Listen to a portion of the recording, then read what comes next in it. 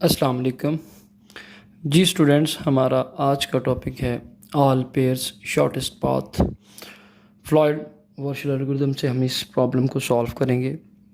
All pairs shortest path problem है क्या, पहले इसको देख लेते हैं कि हमने पहले दो वीडियोस के अंदर देखा कि सिंगल सोर्स शॉर्टेस्ट पाथ क्या है, जिसमें आप एक नोड को सोर्स बना लेते हो और उस सोर्स से बाकी सारे नोड्स का पाथ चेक करते हो। ऑल पेयर्स शॉर्टेस्ट पाथ क्या है कि जैसे इस ग्राफ के केस में 1 to 3 शॉर्टेस्ट पाथ क्या है, 1 to 2 शॉर्टेस्ट पाथ क्या है, 1 to 4 शॉर्टेस्ट पाथ क्या है, इसी तरह से फिर 2 से सारे नोड्स के लिए, फिर 3 से सारे नोड्स के लिए। तो इस तरह से नोड किसी एक ग्राफ के अंदर जितने भी नोड्स हैं सब के सारों के लिए जो आपका शॉर्टेस्ट पाथ है वो क्या है। तो all pairs shortest path problems इस तरह से सारे नोड्स के दरमियान शॉर्टेस्ट पाथ फाइंड करना है। इसके लिए आपके पास एक डायनामिक प्रोग्रामिंग की अप्रोच यूज़ होती है, फ्लॉयड वर्चुअल एल्गोरिथम। यहाँ पे हम डिस्कस करेंगे कि किस तरह से इस प्रॉब्लम को सॉल्व किया जा सकता है। जैसे कि डायनेमिक प्रोग्रामिंग में हमने पढ़ा था कि हम हर स्टेप पे एक डिसीजन लेते हैं और उस डिसीजन की बेस पे हम नेक्स्ट एग्जीक्यूट करते हैं। तो यहाँ पे भी हम हर स्टेप पे डिसीजन लेंगे, मैट्रिसेस में इंफॉर्मेशन स्टोर करेंगे शॉर्टेस्ट पाथ की, और इन द एंड एक मैट्रिक्स के सूरत में हमें सारे के सारे नोड्स के दरमियान शॉर्टेस्ट पाथ की कॉस्ट अवेलेबल होगी। अगर हम इस ग्राफ अगर मैं यूँ कहूँ कि अगर हमारे पास यहाँ पे 4 नोड्स हैं 1 2 3 और 4, पहले हम कह रहे हैं जी कि नोड 1 से हम डिस्टेंस देखना चाह रहे हैं 2 का, फिर 3 का, फिर 4 का। इसी तरह से फिर नोड 2 से हम डिस्टेंस देखना चाह रहे हैं 1 का, 3 का और 4 का। इसी तरह से नोड 3 से हम डिस्टेंस देखना चाह रहे हैं 1 का, 2 का और 4 का। इसी तरह 4 से हम डिस्टेंस देखना चाह रहे हैं 1 का, 2 का और 3 का। मीन्स कि हमारे पास अगर 4 नोड्स हैं तो हर नोड के लिए हमें एक single source shortest path compute करना है। पहले हमें 1 के लिए single source shortest path compute करना है, फिर हमें 2 के लिए, फिर हमें 3 के लिए और फिर हमें 4 के लिए। सिंगल सोर्स शॉर्टेस्ट पाथ के लिए हम एक एल्गोरिदम पढ़ चुके हैं, डायक्स्ट्रा एल्गोरिदम, जिसमें हम एक नोड से बाकी सारे नोड्स के लिए शॉर्टेस्ट पाथ फाइंड कर लेते थे। तो उस डायक्स्ट्रा एल्गोरिदम को अगर हम सपोज यहाँ पे कहते हैं कि चारों नोड्स के लिए अलग-अलग से एग्जीक्यूट कर लें तो हमारे पास शॉर्टेस्ट पाथ निकल आएगा। अब यहाँ पे डायक्स्ट्रा एल्गोरिदम का हमने देखा था कि उसकी कॉस्ट हमारे पास आई थी ऑर्डर ऑफ n²। तो अब यहाँ पे जितने नोड्स हैं हर नोड के लिए हम कहते हैं कि एक सिंगल सोर्स शॉर्टेस्ट पाथ हमें एल्गोरिदम रन करना पड़ा है। तो अगर हम आपके पास n नोड्स हैं, n नोड हैं, तो इसकी ये काम कितने टाइम में कर सकेंगे, n² into n which is order of n³। ठीक है जी। इसको हम मैट्रिक्स के थ्रू सॉल्व करते हैं। सबसे पहले हम इस ग्राफ का एक मैट्रिक्स बना लेते हैं कि इस ग्राफ को एक मैट्रिक्स में कैसे प्रेजेंट करवाया जा सकता है। इनिशियल ग्राफ को हम P0 कह लेते हैं। सपोज़ आप कहते हैं कि ये वाला आपका जो ग्राफ है P0 है, P0 इज इक्वल टू 1 2 3 4। इस तरह से 1 2 3 और 4। यहाँ पे हम अगर ये वैसे हम मैट्रिसेस में प्रेजेंट करते हैं। यहाँ पे हम टेबल में अगर इसको ड्रॉ कर लें, यहाँ पे टेबल एक जी। तो अब इसी ग्राफ को हम इस मैट्रिक्स में अगर लिखना चाहें तो हमारे पास कॉस्ट 1 to 1 क्या है जी, 0। इसी तरह डायगोनल में सारी की सारी वैल्यूज़ 2 to 2 0, 3 to 3 0, 3 to 4 और 4 to 4 0। डायगोनल में तो सारी की सारी वैल्यूज़ आपकी 0 आ जाएंगी। हम इसी ग्राफ को एक मैट्रिक्स में प्रेजेंट कर रहे हैं। अब अगर आप देखें तो हम 1 to 2 आपकी क्या कॉस्ट है, 3। 1 to टू आपकी 1 2 2 क्या कास्ट है 3, 1 2 3, 1 2 3 आपके पास कोई नोड अवेलेबल नहीं है तो हम कहते हैं ये इन्फिनिटी है। इस मैट्रिक्स में अगर किसी नोड से दूसरे नोड पर आपका पाथ डायरेक्टली अवेलेबल नहीं है तो हम उसको इन्फिनिटी से प्रेजेंट कर देते हैं। इसी तरह से 1 2 4, 1 2 4 आपके पास 7 कॉस्ट है, डायरेक्ट एजेस जो हैं। 2 2 1, 2 2 1 आपके पास 8 कॉस्ट है। इसके बाद 2 2 2 0 आ गया ऑलरेडी। 2 2 3, 2 2 3 आपके पास 2 कॉस्ट है। और उसके बाद 2 2 4, 2 से 4 कोई पाथ नहीं है, लिहाजा ये डिस्टेंस क्या है जी इन्फिनिटी। अब 3 से अगर हम देखें तो 3 2 1 आपकी क्या कॉस्ट है 3 2 1 5 कॉस्ट है। 3 2 2, 3 2 2 आपकी इन्फिनिटी है, कोई कॉस्ट नहीं है।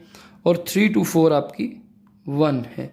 इसी तरह से 4 के लिए देख लें तो 4 2 1 2 कॉस्ट एज 2, 4 2 2, 4 2 2 इन्फिनिटी, 4 2 3 अगेन 4 से 3 हमारे पास कोई एज अवेलेबल नहीं है तो ये भी इन्फिनिटी, और 4 2 4 तो आपका 0 ही है। इस तरह से इस ग्राफ को हमने एक मैट्रिक्स में प्रेजेंट कर लिया है। अब हम इसी मैट्रिक्स को अपडेट करेंगे और इस मैट्रिक्स में हमारे पास एक इंफॉर्मेशन आएगी जो कि आपको ऑल पेयर्स शॉर्टेस्ट पाथ दे रही होगी। हम इसका एल्गोरिथम भी डिस्कस करेंगे और फिर उसके एनालिसिस भी देख लेते हैं। तो करना आपने क्या है कि सपोज यहाँ पे जो आपके नोड्स डायरेक्टली कनेक्टेड है उनका तो हमारे पास एक एज वेट है, लेकिन माइट भी जैसे यहाँ पे आपका 1 से 2 नोड तक 3 कॉस्ट आ रही है, तो माइट भी किसी और पाथ से आपके पास ये वाली कॉस्ट 3 से कम आ रही हो। जैसे या आप 2 से 1 पे जो जा रहे हैं तो आपके पास कॉस्ट 8 आ रही है, तो माइट भी दूसरा कोई इन बिटवीन दूसरे नोड्स इंक्लूड करके आप 8 से भी मिनिमम कॉस्ट में जा सकते हो। या 2 to 4 आपके पास डायरेक्टली कोई कॉस्ट इन्फिनिटी कॉस्ट है, तो आप इस तरह से इस नोड पे आके 2 के नोड पे जा सकते हैं। तो इस तरह से हम 2 सिनारियोज देख लेते हैं कि डायरेक्टली अगर 2 नोड्स कनेक्टेड हैं उनके दरमियान क्या वे शॉर्टेस्ट पाथ क्या है या डिस्टेंस क्या है, और किसी एक नोड को मिडल में लाया जाए तो उस नोड को मिडल में लाने के बाद आपके पास कॉस्ट क्या निकलती है। मींस कि हम देखते हैं कि 4 से 2 आपका कॉस्ट अगर हमने निकालनी हो तो हम कहेंगे कि मिड में 1 अगर आए तो 1 के थ्रू अगर 4 से 2 हम कॉस्ट निकालें तो वो क्या कॉस्ट निकलेगी, तो क्या वो शॉर्टेस्ट पाथ देता है या नहीं देता। हम आगे मैट्रिसेस कुछ जनरेट करके देखते हैं जिससे फर्दर क्लियर होगा कि सपोज हम यहाँ पे एक मैट्रिक्स बना लेते हैं P1 के नाम से। P1, अब ये वाला जो मैट्रिक्स P1 है ये बेसिकली आपको हम अज्यूम कर रहे हैं कि नोड नंबर 1 आपका जो है, जो नोड 1 है ये मिडल नोड है, और ये जितने 2 नोड्स को कनेक्ट करवा रहा है उनके दरमियान हम पाथ फाइंड करते हैं कि क्या ये वाला नोड अगर इंक्लूड किया जाए तो ये 2 नोड्स के दरमियान आपको पाथ शॉर्टेस्ट देता है या नहीं। तो P1 के लिए अगर हम मैट्रिक्स यहाँ पे बनाना चाहें तो 1 2 3 4, 1 2 3 और ये 4।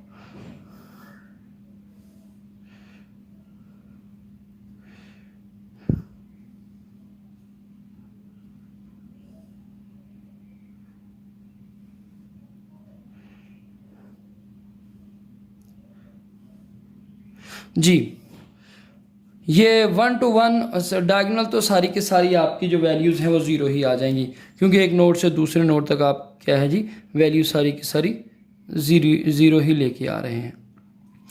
अब जिन नोड्स के साथ ये हम मैट्रिक्स बना रहे हैं नोड 1 के लिए कि अगर नोड 1 को मिडिल नोड माना जाए तो कॉस्ट आपकी क्या निकलती है।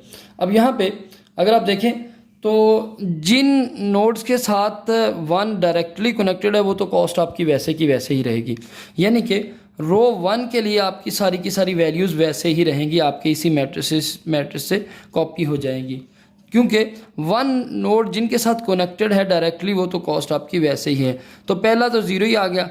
अगला नोड 2 के लिए आपके पास वैल्यू यहाँ पे क्या आ गई, 1 2 2 3 कॉस्ट थी आपके पास, 1 2 2 3 कॉस्ट थी, तो ये इसी तरह से 3 इन्फिनिटी और 7। इसी तरह से 1 के कॉलम के लिए भी सारी की सारी वैल्यूज़ वही आ जाएंगी, क्योंकि जिन नोड्स के साथ ये कनेक्टेड डायरेक्टली है वो नोड उसी तरह से आएंगे। तो 8 5 2 ये वैल्यूज़ तो उसी तरह से आ गई। डायगोनल भी आपके 0 0 सारे फिल हो गए। वंस जिस नोड के लिए, जिस नोड को मिड मान के हम ये मैट्रिक्स बना रहे हैं, उस नोड की रो के लिए और उस नोड के कॉलम के लिए आपकी सेम वैल्यूज़ आपकी यहाँ पे कॉपी हो जाएंगी। तो इस केस में आप देखिए यहाँ पे, तो अब हमने ये वाली जो वैल्यूज़ हैं इनको फिल करना है। ये वाली जो वैल्यूज़ है ये कैसे फिल होंगी, इसके लिए हम क्या करेंगे, सपोज़ हम यहाँ पे डिस्टेंस देखना चाहते हैं, 2 to 2 ऑलरेडी 3 है। अगर मैं इसकी बात करूँ कि इस नोड को अगर हम फिल कर रहे हों मैट्रिक्स को, तो मैं कहता हूँ ये P1 into 2 2 3 is equal to क्या आएगा, ये P0 मैट्रिक्स है। हम वहाँ से देखेंगे वैल्यू कि वहाँ पे आपके पास 2 to 3 के लिए क्या वैल्यू थी। क्या हम 1 को इंक्लूड करें तो वैल्यू आपकी कम निकलती है, या 1 को इंक्लूड किए बगैर आपकी वैल्यू यहाँ पे मिनिमम निकलती है। तो हम यहाँ पे कहते हैं जी minimum of P0 of 2 to 3 comma P0 middle में 1 को मान लिया जाए। एक दफ़ा मिडल में 1 को कंसिडर किए बगैर कॉस्ट, और एक दफ़ा मिडल में 1 को कंसिडर करके कॉस्ट। तो P0 into 2 to 1 plus P0 into 1 to 3। हम 2 से 3 पे जाना चाह रहे हैं, लेकिन मिडल में हम किसको लेके आ रहे हैं, 1 नोड को। P0 2 to 1 plus P0 1 to 3। तो यहाँ पे इन दोनों में से जो सी मिनिमम कॉस्ट आएगी वो आपके पास P2 to 3 की कॉस्ट होगी। अब यहाँ पे मिनिमम ऑफ P2 to 3 क्या कॉस्ट निकल रही है, P2 to 3 अगर आप P0 से देखें, P2 to 3 आपके पास वैल्यू है 2 कॉमा। अब P2 to 1 क्या कॉस्ट है, P2 to 1 8 plus P1 to 3 क्या है जी, इन्फिनिटी। तो this is minimum of 2 comma 8 plus infinity क्या निकला 8, तो ये वैल्यू आपकी 2 ही आई। तो यहाँ पे आपने क्या कह दिया, इस मैट्रिक्स के अंदर आपकी वैल्यू क्या आ गई 2, सेल के अंदर 2 to 3। अब 2 to 4 भी इसी तरह से, अगर मैं कहूँ कि P1 ऑफ 2, 4 क्या वैल्यू निकल रही है, मिनिमम ऑफ P0 2 to 4। अगर डायरेक्टली वैल्यू अवेलेबल है आपके पास, कॉस्ट जो पहले है 2 to 4 comma P0 into 2 to 1, क्योंकि मिडिल में हमने 1 लेके आ रहे हैं, प्लस P0 1 to 4। ठीक है जी, ये वाली वैल्यू और इन दोनों वैल्यूज़ में से मिनिमम जो वैल्यू आ रही है वो आपकी इस सेल की वैल्यू होगी जी। तो इस तरह से आपके पास P1 to 4 क्या वैल्यू है, ये वाली P0 2 to 4, P0 2 to 4 क्या है आपका इन्फिनिटी कॉमा, P2 to 1 क्या है 2 8 प्लस P1 to 4 7, 8 + 7 15। अब आपके पास ये इनिशियल वैल्यू थी इन्फिनिटी, और जब हमने 1 नोड को इंक्लूड किया तो हमारे पास कॉस्ट क्या निकली 15। तो हमने कहा जी इसकी वैल्यू क्या आ गई 15। तो यहाँ पे हमारे पास इस सेल में वैल्यू 15 आ जाएगी। इसी तरह से हम नेक्स्ट 3 के लिए देख लेते हैं, थर्ड रो के लिए, कि 3 to 2 अगर आपने कॉस्ट फाइंड करनी हो, मैं यहाँ पे अगर निकाल लूँ P1, अभी हम P1 के लिए निकाल रहे हैं 3 to P1 3 to 2, ये वाला सेल हमने फिल करना है। 3 to 2 is equal to minimum of P0 3 to 2 comma P0 3 to 1, 1 को हमने मिड में लाना है, P0 1 to 2 जी। तो यहाँ पे अब अगर आप देखें इस या इन दोनों में से जो वाली वैल्यू मिनिमम होगी वो आपकी P1 की 3 to 2 सेल में आएगी। तो यहाँ पे अगर आप देखें तो P0 3 to 2 क्या वैल्यू आ रही है 3 to 2 जी, क्या वैल्यू आई इन्फिनिटी। हम यहाँ पे से देख सकते हैं 3 to 2 आपके पास आ गई infinity, comma P0 3 to 1, 3 to 1 क्या है 5 प्लस P0 1 to 2, 1 to 2 क्या है 3। इट मीन्स कि ये आपकी कॉस्ट निकल आई 8 is lesser than the infinity. तो यहाँ पे आपकी वैल्यू क्या आ जाएगी 8। इसी तरह से हम एक और वैल्यू फिल करके देख लेते हैं। P3 to 4 कैसे फिल करेंगे, P1 3 to 4 is equal to minimum of P0 3 से 1 फिर 1 से 4 3, क्योंकि ये मैं बार बार बता रहा हूँ ये वाला मैट्रिक्स हम नोड 1 के लिए फिल कर रहे हैं। तो 3 to 1 sorry minimum of 3 to 4 comma P0 3 to 1 plus P0 1 to 4 3 से 1 पे गए, 1 से फिर 4 पे गए। तो 3 to 4 आपकी क्या वैल्यू है यहाँ पे 1, कॉमा 3 से 1 क्या वैल्यू है 3 से 1 आपकी वैल्यू 5 है, प्लस 1 से 4 क्या है जी 1 से 4 7। तो ये 7 + 5 is equal to 12, but 1 is lesser than the 12, तो सो आपकी यहाँ पे वैल्यू क्या आ जाएगी 1। इसी तरह से आप रो 4 के लिए भी इन दोनों सेल्स को फिल कर सकते हैं। क्या आप देख लेते हैं कि सपोज आप P4 to 2 देख रहे हैं, P4 to 2 वैल्यू क्या है 4 to 2 इन्फिनिटी है। दूसरी क्या होगी P4 से 1 और 1 से 2, 4 से 1 आपकी 2 और फिर 1 से 2 3, तो 2 + 3 आपकी क्या वैल्यू आ गई यहाँ पे 5। तो यहाँ पे आप 5 फिल कर देंगे। इसी तरह से अगर P4 से 3 देखें तो 4 से 3 क्या है जी इन्फिनिटी। 4 से 3 की वैल्यू मिनिमम है या 1 को इंक्लूड करने से मिनिमम है। 1 को इंक्लूड कैसे कर सकते हैं 4 से 1 और फिर 1 से 3। 4 से 1 वैल्यू क्या है 2 और 1 से 3 वैल्यू क्या है जी इन्फिनिटी। तो 2 + इन्फिनिटी क्या आ गया इन्फिनिटी, और पहले भी इन्फिनिटी वैल्यू थी, तो यहाँ पे आपके पास फर्स्ट मैट्रिसेस में यहाँ पे वैल्यू आपकी इन्फिनिटी ही रहेगी। मीन्स के अगर आप 4 से 3 पे जाना चाह रहे हैं, आप थ्रू 1 नहीं जा सकते। आप डायग्राम को भी देखें तो 4 से 3 के ऊपर आप थ्रू 1 नहीं जा सकते, क्योंकि 1 पे जाएंगे तो फिर आप 3 की तरफ मूव नहीं कर सकते। 4 से 3 के ऊपर अगर आप मूव करना चाहते हैं तो यहाँ पे आपके पास अभी जो कॉस्ट निकल रही है, अगर आप 1 को मिडिल बनाते हो तो यहाँ पे आपके पास ऐसा एज कोई नहीं है जो कि आपको 3 पे ले जाए, लिहाजा आपकी वैल्यू यहाँ पे क्या आ गई है, इन्फिनिटी आ गई है। अब नेक्स्ट हमने ये नोड 1 के लिए पूरे का पूरा मैट्रिसेस हमने फिल कर लिया है।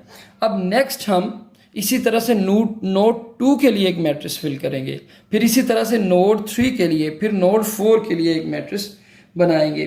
तो यहाँ पे एक चीज़ जो जहन में रखने वाली है कि आपके पास जो जिस तरह से हमने नोड 1 को एक मिडिल नोड कंसिडर करके उसका मैट्रिक्स ड्रा किया, इसी तरह से अब हम नोड 2 के लिए नोड 2 को मिडिल नोड अज्यूम करते हुए उसका मैट्रिक्स ड्रा कर लेते हैं। यहाँ पे एक चीज़ जहन में रखिएगा, जैसे हमारे पास P1 का मैट्रिक्स आपका P0 से आया था, अब आपका P2 के लिए जो मैट्रिक्स बनेगा वो आपका P1 से बनेगा। अब हम P0 वाले मैट्रिक्स को नहीं देखेंगे। तो जैसे अब हम 2 के लिए कर रहे हैं तो डायगोनल तो सारी वैल्यूज़ 0 ही आ जाएंगी जैसे पहले हम देख रहे थे, लेकिन जब 2 के लिए कर रहे हैं तो 2 जिन नोड्स के साथ नोड्स के साथ 2 डायरेक्टली कनेक्टेड है वो सारे के सारी वैसे आ जाएंगे। इट मीन्स कि 2 के लिए सेकंड रो और सेकंड कॉलम की वैल्यूज़ वैसे ही आ जाएंगी इस नोड से। तो 2 के लिए क्या है जी, 8 0 2 15, यहाँ पे 8 2 2 3 2 और 2 2 4 15 जी। अब सेकंड कॉलम भी उसी तरह से आ जाएगा। 2 2 1 आपका क्या है जी, 1 2 2 3 और उसके बाद 3 2 2 8 और 4 2 2 आपका क्या था 5।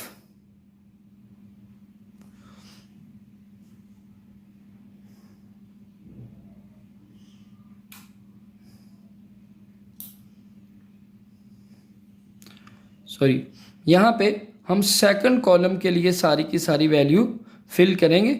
यहाँ पे 5 नहीं, 5 इस जगह पे आएगा क्योंकि हम सेकंड कॉलम के लिए और सेकंड रो के लिए वही वाली वैल्यू कॉपी कर रहे हैं। तो अब हमारे पास ये 2 रोज़ और कॉलम आपके फिल हो गए। बाकी ये वाले सेल्स को हमने फिल करना है, इन वाले सेल्स को हमने अब फिल करना है। किस तरह से फिल कर सकते हैं, वही एल्गोरिदम आप लगाएंगे कि अगर मैं यहाँ पे देखूँ कि P2 इंटू, अगर मैंने ये वाली वैल्यू फिल करनी, ये क्या है 1 2 3 1,3, तो इज इक्वल टू क्या होगा जी, P1 ऑफ 1 2 3 पुराना मैट्रिक्स की वैल्यू, ठीक है, कॉमा अब हम नोड 2 को मिडिल नोड मान रहे हैं तो हम कहते हैं P1 1 2 2 प्लस P1 का 2 2 3, क्योंकि अब हमने नोड 2 को मिडिल नोड माना है। ये वाला जो मैट्रिक्स हम बना रहे हैं ये नोड 2 के लिए बना रहे हैं। तो यहाँ पे हमारे पास P1 2 1 2 3 आपकी क्या वैल्यू आ रही है, आप इस वाले मैट्रिक्स से देखें 1 2 3 आपकी क्या वैल्यू थी, इन्फिनिटी। अब इसमें से और इसमें से जौन सी वैल्यू मिनिमम होगी, ठीक है जी, इन दोनों में से जौन सी वैल्यू मिनिमम होगी वो आपकी 1 2 3 की कॉस्ट होगी। तो पहले अगर 1 2 3 यहाँ से देखें 1 2 3 इन्फिनिटी था, ठीक है जी, पहले वाली वैल्यू आपकी क्या थी, इन्फिनिटी। अब अगर आप P1 2 2 देखें, यहाँ से P1 2 2 3 प्लस P1 2 2 3, P1 का 2 2 3 क्या है 2 2 3 2, 3 + 2 5, 5 इज लेसर देन इन्फिनिटी, तो यहाँ पे आपकी वैल्यू आ जाएगी 5, ठीक है जी। अब हम 1 2 4 के लिए निकाल लेते हैं, क्या वैल्यू आएगी, P2 ऑफ 1 2 4, तो ये क्या आएगा, is equal to minimum of P1 1 to 4 निकालना, मिड में हम 2 को ला रहे हैं तो 1 2 4 comma P1 of 1 to 2 plus P1 का 2 to 4, मिड में हमने 2 को ऐड कर दिया है यहाँ पे। तो P1 में अगर आप देखें 1 to 4 क्या वैल्यू थी, 1 to 4 वैल्यू 7 थी, 7 कॉमा P1 1 to 2 वैल्यू क्या थी, 1 to 2 3, 2 to 4 वैल्यू क्या थी, 2 to 4 वैल्यू आपकी क्या थी 15, ठीक है जी। तो यहाँ पे आपके पास 15, तो 3 + 15 कितना आता है 18 and 7 is lesser than the 18, सो हमारे पास यहाँ पे ये वाली वैल्यू क्या आ जाएगी 7, ठीक है जी।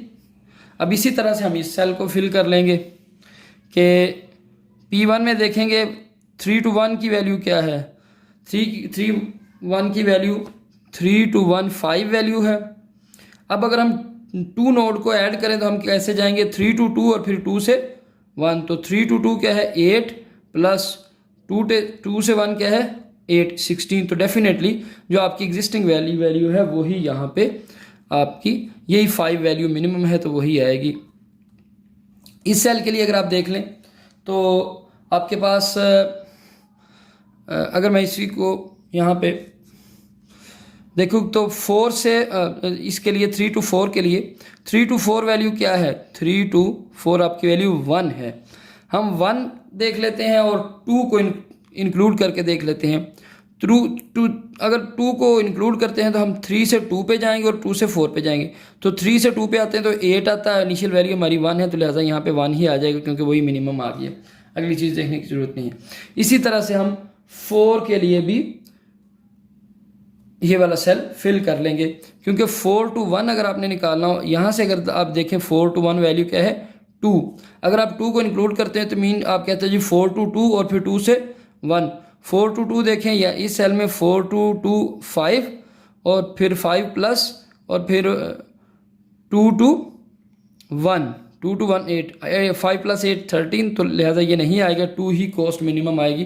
तो इस तरह से ये P2 के लिए आपका एक मैट्रिक्स बन गया जो कि आपको नोड 2 को अगर आप मिड में लेते हैं तो दूसरे सारे शॉर्टेस्ट पाथ बता रहा है। अगर आप 4 to 3 निकालना चाहते हैं, यहाँ पे 4 to 3, तो 4 to 3 क्या है जी, 4 to 3 पहले इन्फिनिटी था, इस केस में 4 to 3 इन्फिनिटी। अगर 2 को इंक्लूड करें, यहाँ पे मैं ये 4 to P2 हम कहाँ क्या देखना चाह रहे हैं, 4 to 3 is equal to minimum of P2 4 to 3 P1 4 to 3 comma P1 4 to 2, क्योंकि अब हमारा मिड में नोड 2 को हम देखना चाह रहे हैं, P1 into 2 to 3 जी। तो इसकी 4 to 3 की कॉस्ट क्या है इन्फिनिटी, और P4 to 2 की कॉस्ट क्या है, 4 to 2 की कॉस्ट है जी 5, और 2 to 3 की कॉस्ट क्या है, 2 to 3 आपका क्या है 2, तो which is 7 is lesser than the infinity, so आपकी यहाँ पे वैल्यू क्या आ जाएगी 7। इस तरह से P2 के लिए भी आपका मैट्रिक्स सारा का सारा फिल हो जाएगा। इसी चीज़ को आप कंटिन्यू करते हुए नोड 3 और नोड 4 के लिए भी आप कर सकते हैं, मैट्रिक्स बना सकते हैं जी। उसी मेथड से हमने P3 के लिए भी एक मैट्रिक्स पूरी बना ली। P3 की मैट्रिक्स जो बनेगी वो P2 के मैट्रिक्स से आएगी, और उसी तरह से P4 के लिए सारे नोड्स के लिए हमने मैट्रिक्स बना ली, जैसे पहले सारी वर्किंग की उस हिसाब से। अब जो P4 की मैट्रिक्स आएगी ये आपकी P3 के मैट्रिक्स से बनेगी। अब ये जो P4 की मैट्रिक्स है, in the end this is the result, ये मैट्रिक्स आपको शॉर्टेस्ट पाथ बता रही है सारों का। P4 जो हमारे पास ये एक मैट्रिक्स निकली है, ये सारे के सारे नोड्स का शॉर्टेस्ट पाथ बता रही है। सपोज़ आप कहते हो कि 1 से 1 आप 0 से जा सकोगे, अगर आप 1 से 3 जाते हो, 1 से 2 तो 3 की कॉस्ट, 1 से 3 और 5 की कॉस्ट, 1 से 4 तो 6 की कॉस्ट। तो इस तरह से ये सारे ये वाली जो मैट्रिक्स है आपकी, ये रिज़ल्ट की मैट्रिक्स है, यानी कि आखिरी नोड के ऊपर जब आप जाओगे, इन द एंड पे जब आप जाओगे तो उस वक्त आपके पास ऑल पेयर शॉर्टेस्ट पाथ का रिज़ल्ट आपको मिलेगा, जिसमें आप सारे के सारे नोड्स का आपस में शॉर्टेस्ट पाथ बता रहे होगे। अब हम इसका एल्गोरिदम डिस्कस कर लेते हैं, फिर उस एल्गोरिदम को हम फर्दर एनालिसिस करके देख लें। जी स्टूडेंट्स, यहाँ पे हम इसका फ्लॉयड-वॉर्शल एल्गोरिदम का थोड़ा एल्गोरिदम डिस्कस कर लेते हैं और फिर कोड को भी डिस्कस कर लेते हैं, फिर एनालिसिस भी देख लेते हैं। तो ये आपका है जी फ्लॉयड-वॉर्शल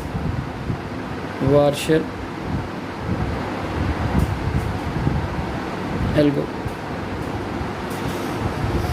जी, तो हम जितने भी मैट्रिसेस पहले फिल कर रहे थे उसमें हम क्या करते हैं कि जिस नोड के लिए अगर हम P1 फाइंड कर रहे हैं तो वो हम P0 से अखज़ कर रहे हैं, P2 फाइंड कर रहे हैं तो वो हम P1 से अखज़ कर रहे हैं, P3 फाइंड कर रहे थे तो वो P2 से अखज़ कर रहे थे, P4 अखज़ किया तो वो हमने P3 से।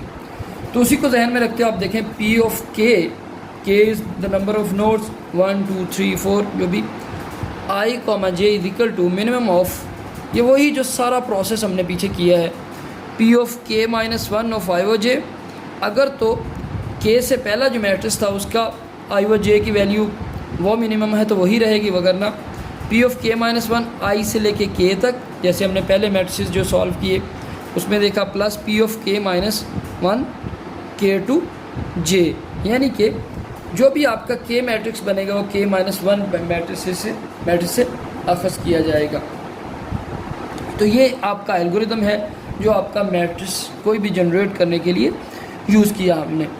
अब यहाँ पे इस वाले कोड को अगर आप देखें तो सबसे पहले ये वाला मैट्रिक्स, इससे हमने जो P1 जिस तरह से अखज़ किया था या P1 जनरेट किया था, तो P1 कैसे जनरेट हुआ।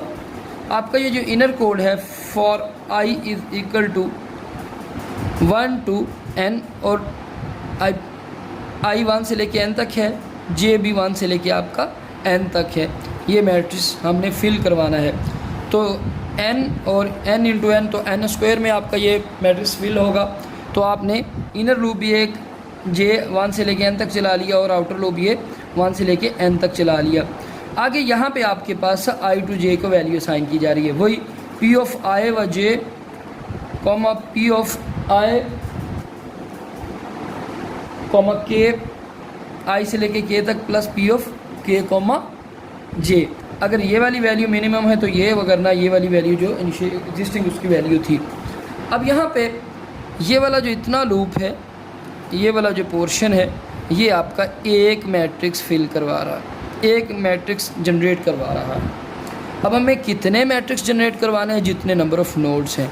तो उसके लिए हमने K की वैल्यू को यहाँ पे 1 से लेके n तक आइट्रेट करवाया कि K की वैल्यू पहले 1 होगी, जैसे हमने मैट्रिक्स पहले जनरेट किए कि पहले नोड 1 के लिए हमने एक मैट्रिक्स बनाया, फिर नोड 2 के लिए, फिर नोड 3 के लिए और फिर नोड 4 के लिए। इसी तरह से K की वैल्यू पहले 1 होगी, 2 होगी, 3 और फिर 4। इन द एंड हमारे पास जो मैट्रिक्स अवेलेबल होगा उसके अंदर आपके ऑल पेयर शॉर्टेस्ट पाथ का सोल्यूशन अवेलेबल होगा। तो अगर हम इसके एनालिसिस करना चाहें तो 1 2 3 इनर लूप है, नेस्टेड लूप 3 है, तो यहाँ से भी आप आइडिया कर सकते हैं कि ये ऑर्डर ऑफ n क्यूब इसकी कम्प्लेक्सिटी निकलेगी।